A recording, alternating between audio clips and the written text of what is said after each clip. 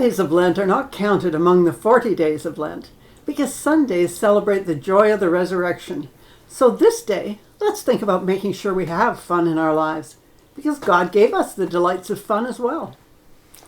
I hope you are having as much fun with games during COVID as I am. I've rediscovered the joys of solitaire and all its new variants, Spider and Castle and Aces Up. But with the internet, I don't need to play solo games. I can play gin rummy against the computer. And sometimes I win. And then there's Dragon Dodo, Magical Jewels, and Word Stake, which are all new to me and delightfully waste endless hours. But fun as they are, they don't rank up there with the games we play with others. The games that we play as children become the sports of adults when we're too mature to just play. But the joy of hitting or dunking the ball or just skimming the net experienced as a child is hard to replicate as an adult. Somehow, the more we try to play while emulating the rules and the settings of the professional sports world, the less fun we seem to have.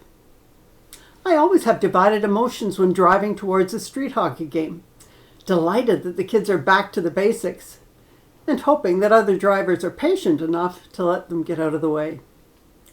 Within a few minutes' walk from where I live are 2 parks with sports fields, and you see how much more fun kids have on their own, or with parents who just cheer for the game, rather than the ones who cheer and complain on behalf of their own.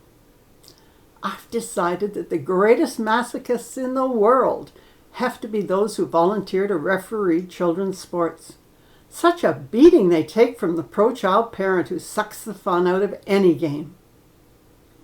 Well, it is the season of snowmen and skis, toboggans and skates, and even when the rinks and the hills are off limits, the kids seem to find a way. Then there are jigsaw puzzles that can consume endless hours. Fortunately, I'm not alone in that addiction, and am the beneficiary of puzzles my grandchildren have already put together. And if I run out of them, there are always jigsaw puzzles online, but definitely not as much fun. There's something about the texture that comes with fondling the piece as you try to find that elusive hole in which to place it. And it is the tactile joys of touch and feel that are the big losses as we continue the distancing that is designed to keep us safe. Zoom is a real blessing to help us keep in touch and to conduct meetings and to celebrate birthdays or mourn together at deaths. But it doesn't even rank when compared to sitting across a table or snuggling in the movies or holding the new grandbaby in your arms. Play is just one of those things that we tend to relegate to childhood. Let the children go out to play. The children are playing in the basement. The children need their playtime. Well, I must admit, I really need some playtime too. Maybe I'm approaching my second childhood, or the third, but I'm dying for wee Aria to turn up so I can play in the snow with her and teach her the joy of snow angels, which I haven't seen on any lawn in my neighborhood yet this year. Play is so much more than games or sports. It's foolishness and imagination and totally ignoring the bounds of reality and time. It's wonderful, and we seem to walk away from it as we get older. Then we indulge in sports and games, but they aren't necessarily fun. Indeed, keeping score and having teams and leagues and seasons all seem to conspire against playing and fun. The fans use the term, "We're playing against the Canadiens tonight." What we are really saying is that 2 teams of highly paid and extremely well-coached athletes are going out on the ice to engage in their profession, which is to entertain audiences on TV, many of whom will be betting on the game, cheering loudly, occasionally cursing and drinking beer, but definitely not playing while they watch. The past year has sucked the fun out of our lives. What we need to do is restore some fun into them. There are so many organized things that we cannot do that we need to take advantage of this pause to get back to the real thing. Some water on the backyard or the driveway on an icy day can provide the rink to shoot endless pucks against the garage door.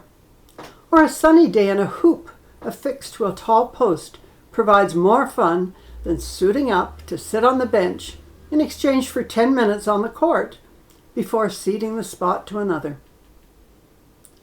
The most fun I have in any week is the hour spent on Zoom with the family and their friends when we play Tuesday trivia on Thursday. It's competition, it's foolishness, it's impossible to win without a team, and it's utterly meaningless, in that no one keeps track of scores and standings and no one crams for it. Although rereading Lord of the Rings would help, and you stand a better chance when Craig doesn't get home in time to bolster Tori's team. Devon, who's the host, usually tosses in a question that only my generation knows the answer to, giving me a chance to at least score 1 or 2 points. I do pretty well on the Bible and history categories, but movies and the many shades of LGBTQIA2+, and all those other letters always trip me up. And that is basically the extent of my play with others these days. Exploring how to do something about that, once vaccines let us once again mingle, is near the top of my priority list, because play and fun should have a bigger place in our lives. You know, one of the odd things about these words is that they get used in 2 really opposite ways. The English language is a strange one that can take words that seem to mean the same thing, sound the same, and yet when we hear them, we know that they mean the opposite. Game is one of those words. The dictionary would describe it as a homonym, a word that shares the same spelling and the same pronunciation but have different meanings. I really think ironic better describes what happens to words such as game and play. For example, game covers both the enjoyable and the unforgivable. When we talk about the easing of the restrictions of COVID, we look forward to calling some friends and getting together to play a game of, well, you name the one you will be enjoying. But at other times, we also talk about, don't play games with me, and we're not talking about not playing cribbage or pool or hockey. It can be warning your children off nonsense excuses for what they've done, or it can be telling a coworker that they have pushed you 1 step too far. We play games with the boss when we call in sick, but really are nursing a hangover and want to stay in bed, or when we work late on overtime because we just couldn't concentrate after a late night of binge-watching Due South. But the silliest games are the ones we play on ourselves. When we tell ourselves that we are doing our best, or we have no other options, or this is just the way things are. And then we use that as a reason to avoid doing what we do not want to do. Using a false excuse to placate your own conscience? And who are we fooling? We also mess up a perfectly happy word when we mess with play. We all want to have a relaxing time and play with our friends. But then someone warns, don't play me for a fool. And what does that do to our foolishness and fun? Is the idea that we're using our playtime to make someone look foolish? Or do we think that we can fool someone to our advantage? Either way, we know it is not something kind or right to do. Well, maybe we can hide behind Flip Wilson's answer in his many guises. The devil made me do it. Hopefully we can resist the devil, at least in this stance. Let's return play and game and fun to the meanings we want them to have. Let's not play anyone or play games with them, except when we're all together and looking forward to the fun we can have.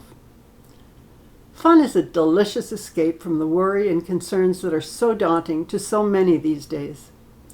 Find ways to indulge yourself. Fun can come in so many guises. Play at so little cost. Games, both physical and cerebral, all are waiting for us.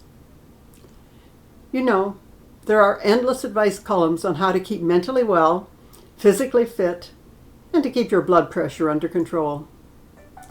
Create your own well-being by taking time out just to be foolish, to be fanciful, to play. Let me know how you are doing just that. And until next week, be well, be safe, have fun, and be ever in the care of our loving God. So may it be. Amen. The Olympics may move. The Pride Parade has been canceled. The CNE is planning on opening. The Super Bowl was played to a cardboard crowd of 30,000. But despite all the things we cannot control, we can still have fun. Add to your discipline of Lent time to enjoy the soul-renewing benefits that fun provides and God gave us as one of his many gifts. Hope to see all the St. Monica folk at the vestry meeting on Zoom at 10:30 this morning. If you haven't let Bernie know so you can get a Zoom invite, do it right now at beslingerland@gmail.com.